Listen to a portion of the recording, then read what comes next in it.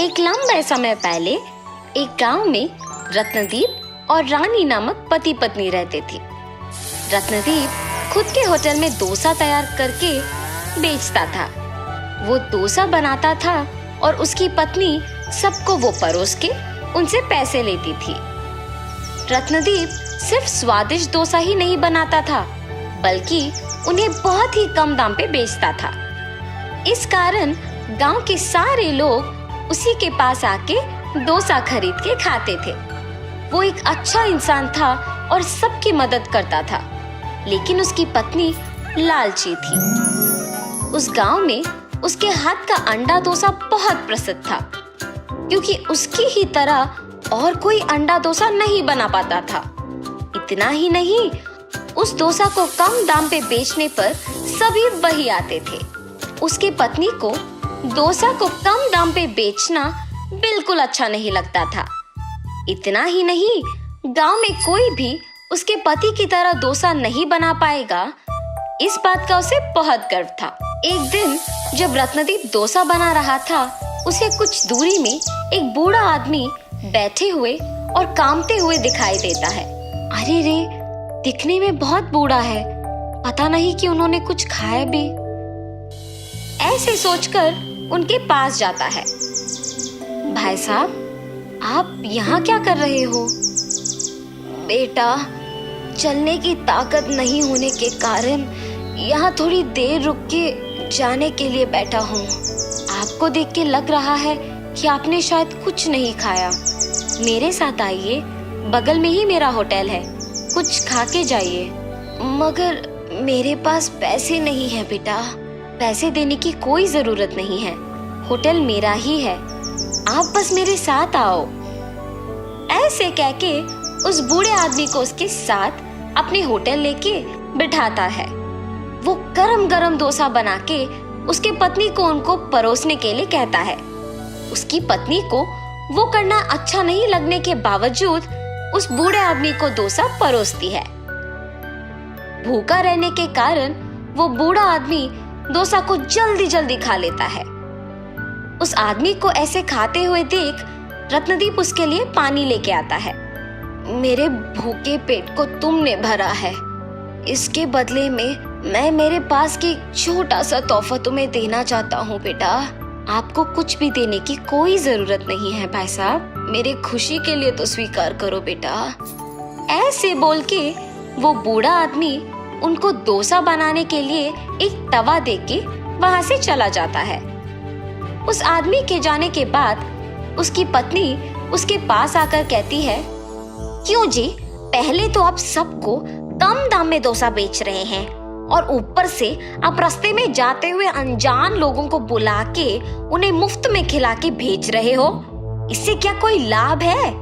ऐसे डोसा बनाने से हमारे पास कुछ नहीं बच रहा। अब हमारा इतना कठिन स्थिति भी नहीं है कि हमारे पास खाने के लिए भी कुछ नहीं है ना। जितना है उतने में दूसरों का सहायता करते हुए खुश रहना चाहिए। अपने पति के बातें सुनकर रानी गुस्से में वहां से चले जाती है। जितनी भी बार कहूं इनसे, ये नहीं बदलेंगे, सबकी सहायता करते ही रहते हैं। अगर मैं उनको बताए बिना डोसा का दाम बढ़ाऊंगी, तभी हमारे पास कुछ तो पैसे बचेंगे। ऐसे फैसला करके अपने पति को बताए बिना दाम बढ़ाती है। आम डोसा 15 रुपए का और अंडा डोसा 25 रुपए का। ऐसे होटल को आए हुए लोगों को बोलती है, आपके होटल में स्वादिष्ट खाना बनने के अलावा कम दाम पर मिलने के कारण ही हम सब आपके पास आते हैं, मगर अब आप ऐसे दाम अचानक बढ़ाते हैं तो कैसे होगा? अरे, आपको डोसा चाहिए तो खाइए, वरना नहीं। मेरे पति की तरह अगर कोई और इस गांव में स्वादिष्ट डोसा बनाता है तो उसी के पास जाके डोसा खाओ। ऐसे कठिन तरीके से कहती है। दाम बढ़ाने के बावजूद खाने के लिए सभी उसी होटल को आते हैं। कुछ दिन बाद पैसे बचते हैं और ये देख रानी बहुत खुश होती है। मेरे दाम बढ़ाने के बावजूद अगर लोग इसी होटल में खा रहे हैं तो इसका मतलब ये है कि मैं दाम और थोड़ा बढ़ा सकती हूँ। आज से अंडा डोसा 50 रुपए और आम डोसा 25 रुपए का है। ऐसे होटल को आए हुए सबको बोलती है। अरे, आपके होटल के डोसा चाहे कितना भी स्वादिष्ट क्यों ना हो, ऐसे दाम बढ़ाते जाओगे तो लोग कैसे खरीद पाएंगे? अरे, आपको अगर चाहिए तो इधर आके खाइए, वरना चले जाइए। ऐसे अभिमानी स्वभाव से कहने के कारण वो आदमी उसके सामने से ही दूसरे होटल को चला जाता है। उसको देख बाकी लोग भी चले जाते हैं। तब से सब उनके होटल को आना ही बंद कर देते हैं। रानी, क्या हुआ?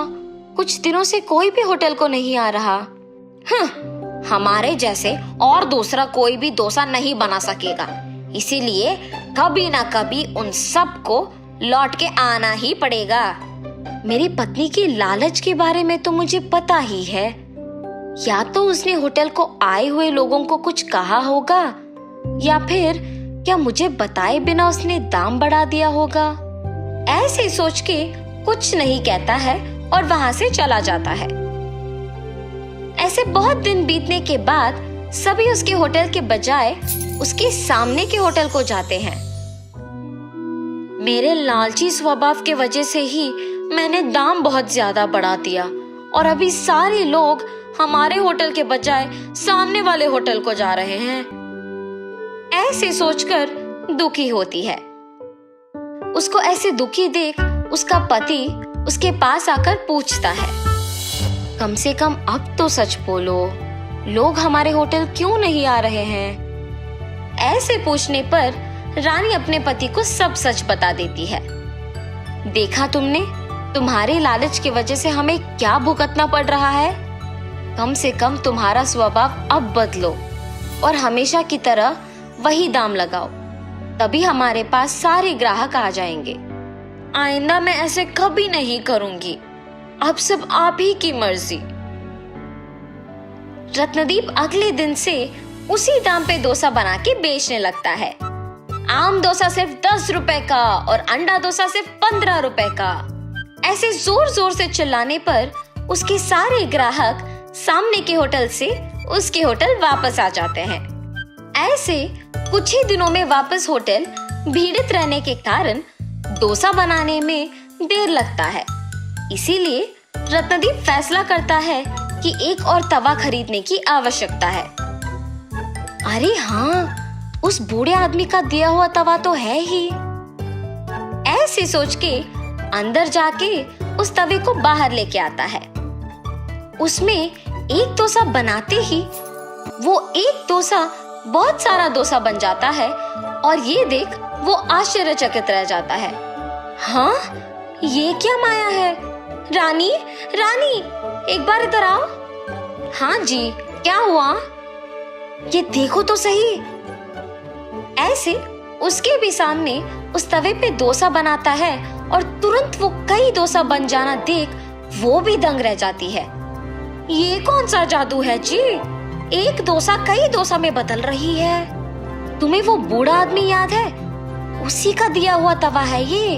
और तुमने उस दिन उनको डोसा मुफ्त में देने के कारण गुस्सा किया था। ये सब आपकी सहायता करने की वजह से ही मुमकिन हुआ है जी। ऐसे उस दिन से अंडा डोसा को कम दाम पे बेच के बचे हुए डोसा को गरीब लोगों को मुफ्त में दे के पति पत्नी दोनों खुशी से जीने लगते हैं। डब्बा वाला। बिष्णुपुर नामक एक गांव में अमित नामक एक डब्बा वाला अपने परिवार के साथ रहता था। अमित एक बहुत ही साधारण परिवार का आदमी था। उसकी पत्नी हिमा सिलाई करके थोड़े बहुत पैसे जमा करती थी और उनके बेटा अमर पढ़ाई करता था। अमित घर का सारा खर्चा डब्बे वितरण करके जो पैसे मिलते थे उससे चला लेता था। अमित हर दिन सुबह 8 बजे उठ के अपनी साइकिल पे शुरू होके घर घर को जाके नाश्ते के डिब्बे इकट्ठा करता था और उन डिब्बे में से कुछ पाठशाला में, कुछ कारखानों में समय पर पहुंचाता था। ऐसे ही हर दिन बहुत डब्बे वितरण करके डब्बे के 10 रुपए लेता था। आए हुए पैसों के साथ अपने बेटे को एक अच्छे स्कूल में पढ़ाता था। अमित जिस स्कूल में डब्बे पहुंचाता था, उसी स्कूल में उसका बेटा अमर पढ़ता था। उसके पिता का हर दिन ऐसे धूप और बारिश में साइकिल चलाना, पसीने में मेहनत करना अमर को बहुत दुख देता था। ऐसे जब एक दिन अमित घर पे था तो अमर ने समय देखकर, पिताजी मुझे आपसे बात करना है। हाँ बोलो बेटा, कैसे पढ़ रहे हो तुम?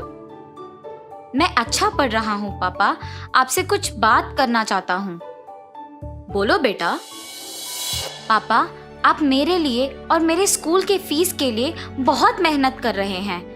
आप ऐसे धूप और बारिश में बहुत दूर के किलोमीटर साइकिल चलाते हुए डब्बे पहुंचाना मुझे अच्छा नहीं लग रहा। मेहनत के बिना पैसे कहाँ से मिलेंगे बेटा? भविष्य में तुझे एक बड़ा ऑफिसर बनाऊंगा। मेरी तरह ऐसे छोटे काम नहीं करना है तुम्हें, और पसंद करे तो सब कुछ अच्छा लगता है बेटा। पिताजी की बातें सुनकर अमर सोचता है कि वो सारी बातें सच हैं, पर फिर भी उसे तसल्ली नहीं होती है और अपने पिता को ऐसे मेहनत करना देख नहीं पा रहा था। उसने सोचा कि इन सब का हल सिर्फ उसका अच्छा पढ़ना ही होगा। इसीलिए वो दिन रात मेहनत से पढ़ाई करता है। ऐसे पढ़ाई करते वक्त अमर को अपने पिता का काम आसान करने के लिए एक उपाय सूझता है। तुरंत वो उसके विचार सारे एक पेपर पे लिखता है। अगले दिन अमर अपने पिता के घर होते समय देख अपने विचार सारे उनसे कहता है, पापा, आपके ही काम में मेहनत के बिना आपके साथ ज्यादा लोग काम करते हुए अब की आपकी आमदनी से भी ज्यादा पैसे कमाने के लिए मेरे पास एक उपाय है, और इसमें आपको निवेश रखने की भी कोई जरूरत नहीं है। क्या बात कर रहे हो तुम? व्यापार चलाने की क्षमता हम में नहीं है। जाओ जाके पढ़ो बेटा। ये क्या बात हुई जी? पहले सुनो तो सही कि वो क्या कहना चाहता है।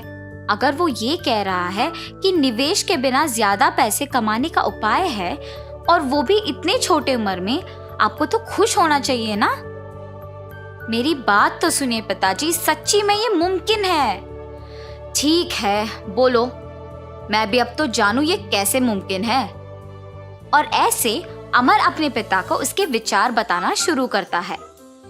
पापा, हमारे गांव में कुल मिला के 350 परिवार है। आपके गिनती के अनुसार डब्बा देने वालों के परिवार में कारखानों में काम करने वाले, सरकारी कार्यालय में काम करने वाले, स्कूल और कॉलेज जाने वाले होंगे। इसीलिए उन सारी जगहों में मैं अपने दोस्तों के साथ नौकरी का मौका है। इच्छुक लोग आवेदन कर सकते हैं। निम्नलिखित पता पे आके अपना नाम और बाकी विवरण दे के नौकरी तुरंत शुरू कर सकते हैं। ऐसे पेपर में लिख के दीवारों पे चिपकाएंगे। उसके बाद जितने भी लोग आते हैं उन सबको यही काम समान रूप से विभाजित करेंगे। महीने के अंत में आए हुए पैसों में आधा हम उनको दे देंगे और आधा हम रख लेंगे। ठीक है, तुम्हारे गिनती तो मुझे समझ नहीं आ रहे, पर इसे हम ईमानदारी से कोशिश करेंगे। पढ़ाई का ज्ञान तुम्हारा है बेटा, और जिम्मेदारी का डर है मेरा। मैं ये नहीं कह रहा हूँ कि तुम्हारा सोच गलत है। तुम जाके तुम्हारे दोस्तों के साथ दीवारों पे नौकरी का अवसर के पेपर चिपकाओ, उसके बाद हम देखते हैं कि क्या करना है। ऐसे कहकर अमित वहां से चला जाता है। अपने पिता का दिया हुआ अवसर देख अमर अपने दोस्तों के साथ स्कूल, सरकारी कार्यालय, कारखाने, कॉलेज जैसे जगहों के बाहर उन पत्रिकों को चिपकाता है। और इतना ही नहीं, वहां पे लोगों को भी उसने बताया कि उसके पिता ने एक नया व्यापार शुरू किया और उसमें नौकरी का अवसर है। सभी को अमित के व्यक्तित्व के बारे में सालों से पता है, क्योंकि वे डब्बा वाले की तरह सालों से काम कर रहे हैं। तो इसीलिए गांव के लोग उसके पास काम करने के लिए सहमत होते हैं। नौकरी के बारे में विज्ञापन करने के कुछ ही दिनों में 60 लोग अमित के घर नौकरी के लिए आते हैं। आए हुए 60 लोगों को 5 अलग अलग भाग के जगहों के लिए विभाजन करते हैं। 12 लोग कारखानों के लिए, 12 सरकारी कार्यालय के लिए, 24 लोग स्कूल और कॉलेज के लिए और 12 को बाकी जगहों के लिए विभाजन करते हैं। इन सबको डब्बे इकट्ठा करके उन्हें उनके जगहों पे पहुंचाना था और सब काम पे लग जाते हैं उनके साइकिल पे।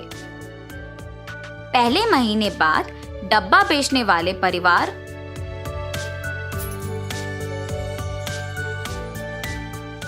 उनको उनके महीने का पैसा 600 दे देते हैं। ऐसे 175 परिवार 600 रुपए महीने को भरने के बाद अमर के पिता के पास 1,05,000 रुपए आते हैं। 1,05,000 रुपए? उसमें से आधा तो हमारे साथ काम के कर्मचारियों को देने में ही जाएगा। फिर भी 52,500 रुपए तो बच जाते हैं। मेरा बेटा तो हीरो है। अमित ऐसे बहुत ही कम समय में एक अमीर व्यापारी बन जाता है। अमित के जीत का गांव के सारे लोग अभिनंदन करके उसका सत्कार करते हैं, पर उस समय पर अमित कहता है कि सत्कार उसे नहीं बल्कि उसके बेटे का करना चाहिए। इस जीत के पीछे मैं नहीं बल्कि मेरा बेटा है। 16 साल के मेरे बेटे से मेरी मेहनत और पसीना देखा नहीं जा रहा था और उसने तब इस व्यापार के बारे में सोचा। मेरे पास आके उसने इस उपाय के बारे में कहा। पढ़ा लिखा ना होने के कारण मुझे तो ये सब समझ में नहीं आया, पर उसने हार नहीं मानी और मुझे इस व्यापार के बारे में सब कुछ समझाया, नौकरी के अवसर के बारे में सबको बताया और मुझे यहाँ तक ले आया। मेरा बेटा ही असली हीरो है।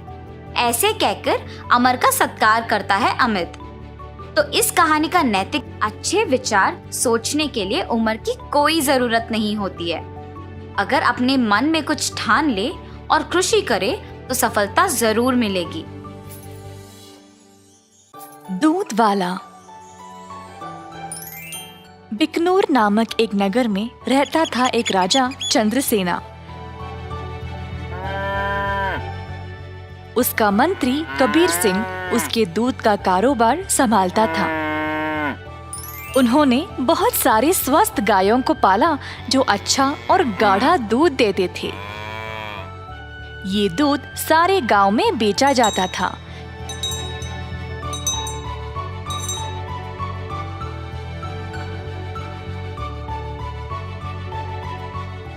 कबीर सिंह खुद सब कुछ संभालता था। कबीर सिंह की पीढ़ी भी महाराजा के लिए काम करते आ रहे थे और इस वजह से चंद्रसेना उसका बहुत आदर करते थे। कबीर सिंह ने भी राजा को कभी भी निराश नहीं किया। सारे गांव में उसका अच्छा नाम था। हर रोज कबीर सिंह खेत पर जाता था। उसने बहुत लोगों को काम पे रखा गायों की देखभाल के लिए, ताकि वे अच्छे से खाए और सेहतमंद रहे। गायों को घास चराने के लिए वह दिन में कम से कम 2 बार भेजता था।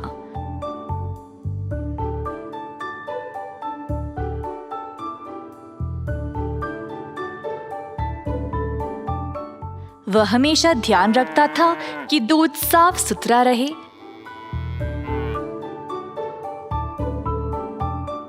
दूध निकालने के बाद वह 10 दूध वालों को देता था ताकि वह गांव में जाकर बेच दे।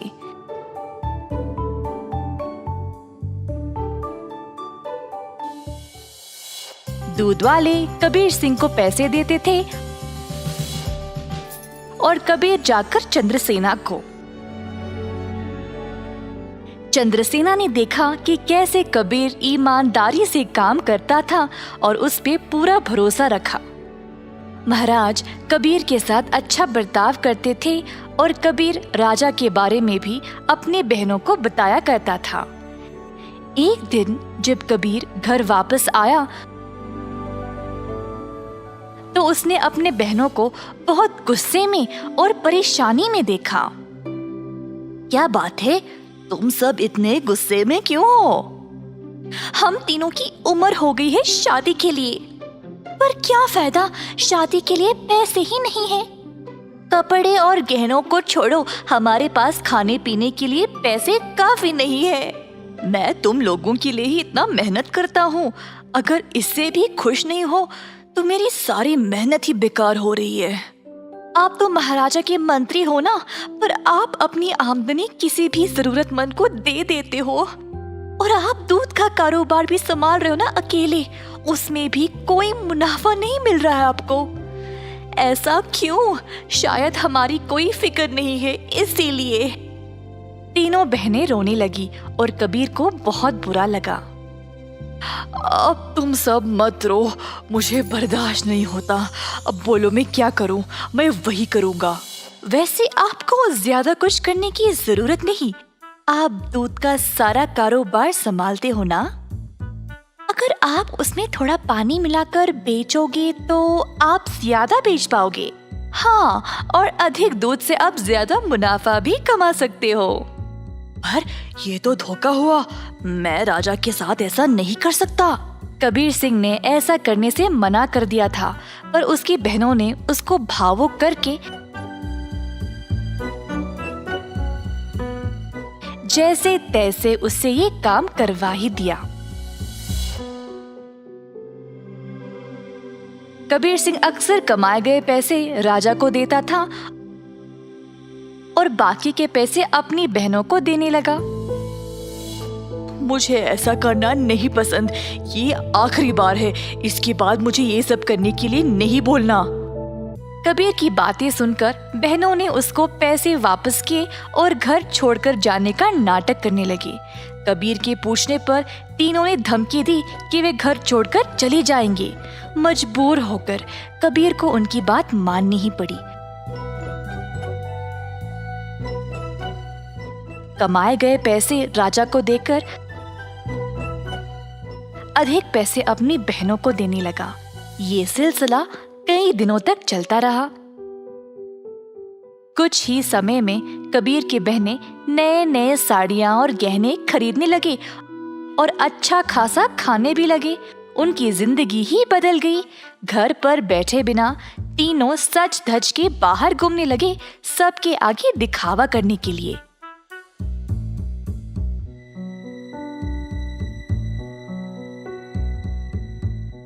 गांव के सारे लोग हैरान रह गए और आपस में बातें करने लगे। ये तीन बहनें कबीर की कमाई को ऐसे इस्तेमाल कर रहे हैं, मैंने कभी नहीं देखा किसी को ऐसा करते हुए। पर कबीर सिंह के पास इतने पैसे आए कहाँ से? सब लोग कबीर के बारे में बातें करने लगे और बाकी के मंत्री कबीर की कमाई पर ईर्ष्या करने लगे, तो इस बात पर जांच करना शुरू कर दिए। जल्द उनको सच पता चल गया कि वह दूध में पानी मिलाकर बेच रहा था। 70% राजा को देकर बाकी के 30% अपनी जेब में डाल रहा था। खेत के कारीगरों से मंत्रियों ने ये बात का पता लगाया। सारे मंत्री गए राजा के पास और उनको पूरा सच बता दिया। अब क्योंकि राजा को कबीर से बहुत लगाव था, उनको इस बात पर यकीन ही नहीं हुआ, पर उनके पास और कोई रास्ता नहीं था सिवाय कबीर को दंड देने का। तीनों बहनें आए कैद खाने अपने भाई को देखने के लिए और उनको बहुत बुरा लगा कि उनकी ही वजह से उनका भाई आज जेल में बंद पड़ा है। बहनों को अपनी गलती का एहसास हुआ और तीनों गए महाराजा के पास और उनको सब सच बताया कि असल में ये सब उन तीनों की ही गलती है और कबीर दोषी नहीं है। उन्होंने राजा से भीख मांगी कबीर को छोड़ने के लिए। जब राजा ने ये सब सुना तो उन्होंने तीनों बहनों को भी कबीर के साथ कैद खाने में ही डाल दिया और कहा, दंड केवल गलत करने वाले को ही नहीं, गलत सोचने वाले को और गलती में हिस्सा लेने वाले को भी मिलनी चाहिए।